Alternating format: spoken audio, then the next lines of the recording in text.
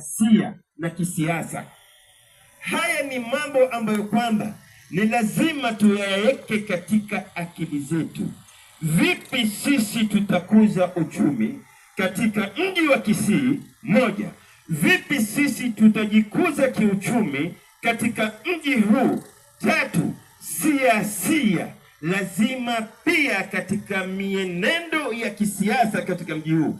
Maadam sisi ni wananchi wa Kenya, maadam sisi tuna uraia wa Kenya, maadam sisi tumezaliwa ndani ya nchi ya Kenya, fa wallahi thumma wallahi thumma wallahi, na kama vile ambavyo tunalipa sisi hela,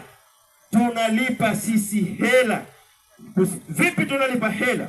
Tunalipa gharama, tunalipa kodi. Mbona sisi tunawekwa nyuma? Hili ndilo suala ambalo kwamba wallahi ni lazima tuweze kukaa na kulizingatia.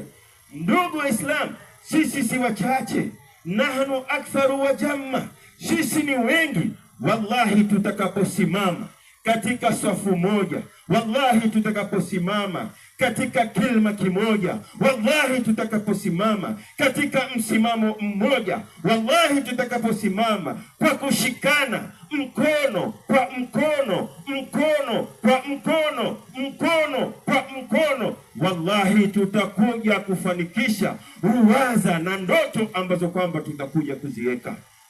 Kwa nini tukae katika unyonge? Kwa nini tukae katika udhalilifu? Ni lazima tujikwatue katika siasa za mambo leo. Mambo leo ni lazima tuutupe nyuma.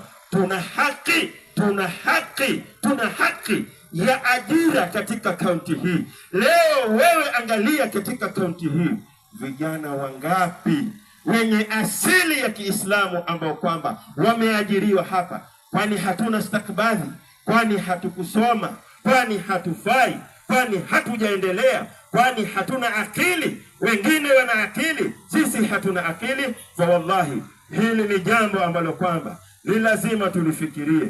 Madam nahnu naishu fi baladina, tuko katika nchi yetu, na hii ni moja katika sehemu ambayo kwamba ni haki kwetu sisi kuishi kama